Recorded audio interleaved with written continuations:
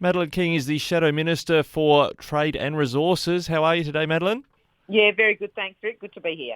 Well, we do have some wine producers in several parts of our broadcast areas, and they have been talking regularly about the frustration about the Chinese restriction on trade into there. The UK trade agreement has been talked up by the federal government. They've been saying wine producers can look forward to sending to that destination, but there's a bit of a sting in the tail, I see.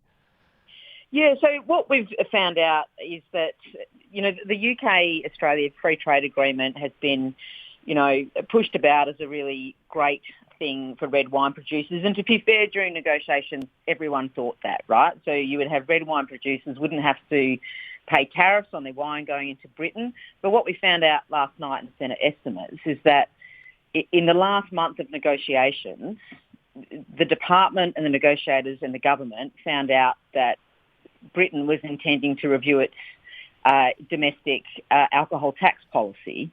And what that means, or what that meant, is that all the benefits of the tariff reduction for the red wine industry has been wiped out by a change in policy of the British government in respect to its internal tax position on alcohol.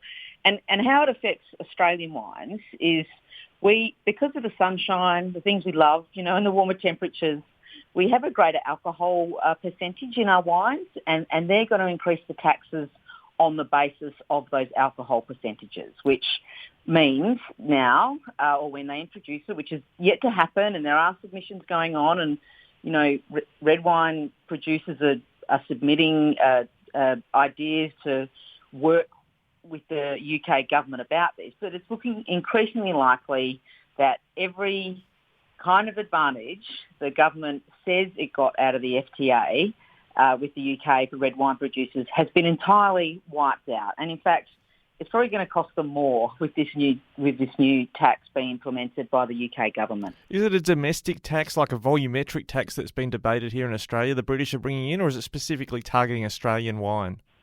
No, it's not targeting Australian wine. It's all wine sold in Britain. So it's I want to be clear. They're not targeting us specifically, or there will be a change to the taxation on all wine. But how it affects Australia is just the nature of our wine, right?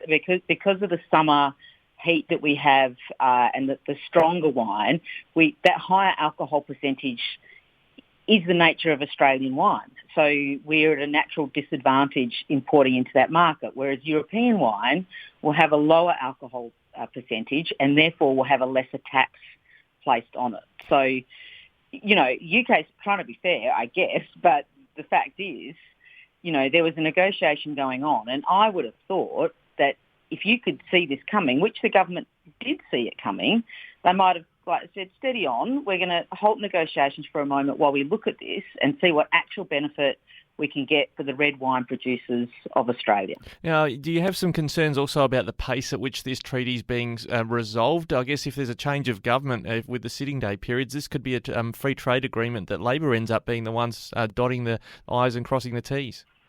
Yeah, that's right. And, it's an important time of scrutiny for these trade agreements that Australia has, but also that Britain has. And you've got to remember that Britain, having been part of the European Union for some time, this is going to be one of their first trade agreements outside of the European Union. So their government and their community rightly wants to have a good look at it. So it's expected that will take months within Britain. But what we found out last night is that while the department here knows that we have a long-standing convention introduced by Alexander Downer, one of our fine South Australian, of 20 joint sitting days to consider the treaty text, that the minister is looking to avoid that scrutiny and bring the time down so he can rush it through in the dying days of this parliament. And it's really not acceptable because trade is a bipartisan issue.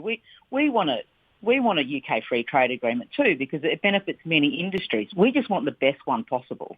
All right, well, we'll see what the Minister's office has to say about this one, but thank you very much for speaking up about this for the wine industry today. Madeleine King, Shadow Minister for Trade and Resources, thanks for joining us on Flow today. Thank you very much. The red wine industry of Australia is the best in the world, and I'll stand up for it every single day.